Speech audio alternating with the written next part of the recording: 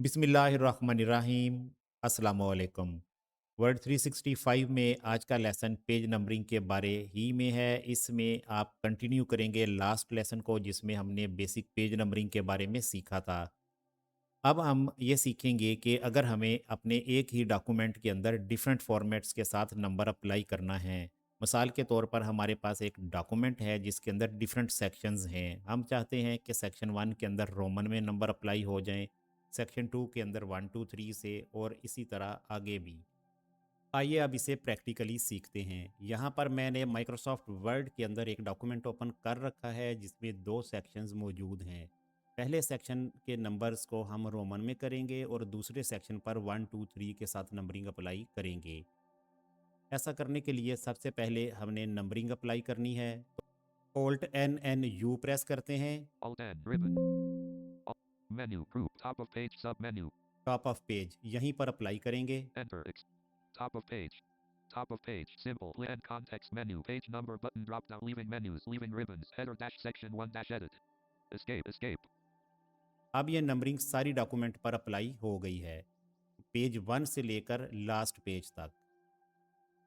Next अब हम ये करेंगे कि इस नंबरिंग का नंबर फॉर्मेट भी चेंज करेंगे और इसे सेक्शन 1 के लिए मखसूस करेंगे ताकि सेक्शन 2 के अंदर इसका असर ना हो।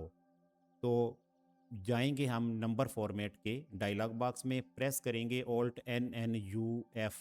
Alt upper ribbon expand alt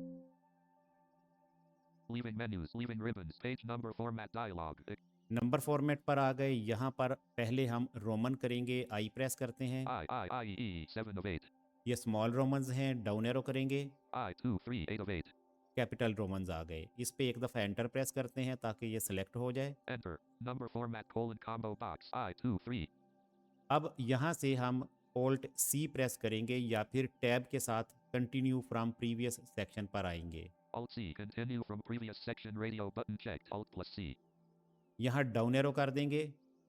started colon edit combo I start at edit combo में ऑटोमेटिकली रोमन में 1 शो हो गया क्योंकि हम नंबर फॉर्मेटिंग चेंज कर चुके हैं। अब आपने जस्ट इस पे एंटर प्रेस कर देना है। enter OK button print view edit अब इस सेक्शन के अंदर नंबरिंग रोमन में आ गई। इंसर्ट F1 प्रेस करके चेक कर सकते हैं। this is a document with this is the document has the cursor is in section page header colon I देखें पेज हेडर आई हो गया। escape blank print view edit अब हम जाएंगे सेकंड सेक्शन में।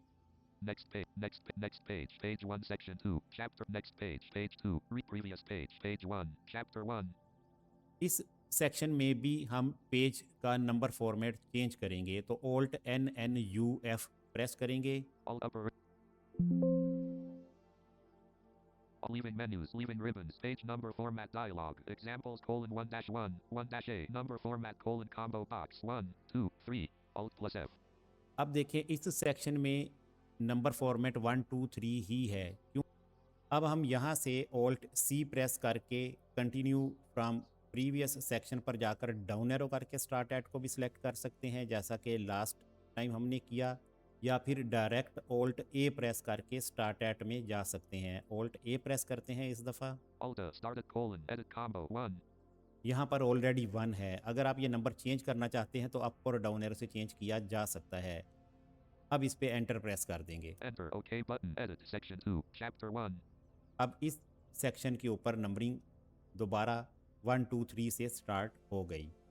इस तरह से अगर सेक्शन 3 भी मौजूद है तो आप सेक्शन 3 में जाएंगे, Alt N N U F press करेंगे, Alt A प्रेस कर देंगे और वहाँ भी 1 चूज़ करके एंटर प्रेस कर देंगे तो उस सेक्शन में नंबरिंग दोबारा 1 से शुरू हो जाएगी।